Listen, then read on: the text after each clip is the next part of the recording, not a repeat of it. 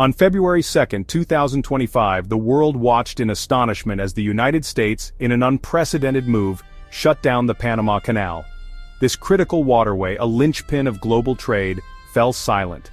Ships, laden with billions of dollars worth of cargo, were stranded. The impact was immediate and far-reaching. This wasn't a drill. This was a full-blown international incident. The U.S. government, tight-lipped and resolute, offered little explanation. Rumors swirled like flotsam in the suddenly still waters of the canal. What could have driven the U.S. to take such a drastic step? The world held its breath, waiting for answers, bracing for the fallout. The closure of the Panama Canal sent shockwaves through global markets. The price of oil spiked, shipping costs skyrocketed. The delicate balance of international trade, already teetering, threatened to collapse. The world was getting a crash course in just how vital this 50-mile stretch of water really was. While the official silence from Washington was deafening, whispers of the reasons behind the shutdown began to emerge. Three key factors dominated the speculation: migration, China's growing influence, and the ever-present concern of regional stability. The U.S. had been engaged in tense negotiations with several Central American countries, including Panama, over migration. The U.S., grappling with its own internal political struggles over immigration, had been pressuring these countries to stem the flow of migrants heading north. The canal shutdown, some argued, was a power play, a way to force Panama's hand in these negotiations.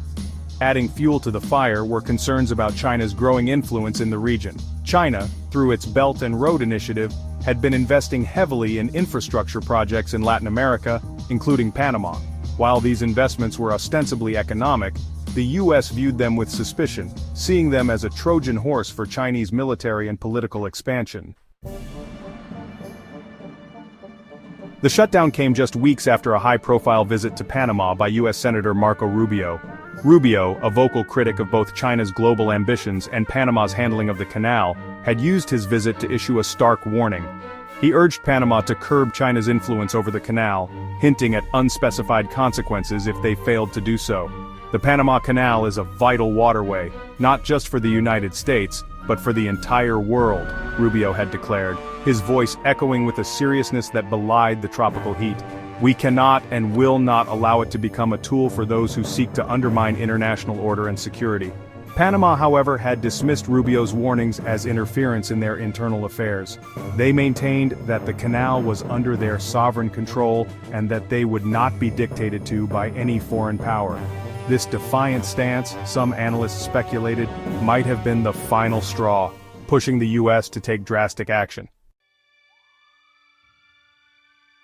The shutdown of the Panama Canal sent shockwaves through the global economy. Shipping companies, forced to reroute cargo around the tip of South America, faced massive delays and increased costs.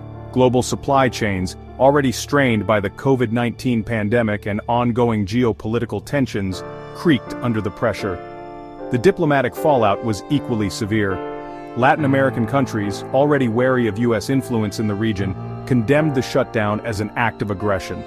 The European Union, heavily reliant on the canal for trade, called for a swift and peaceful resolution.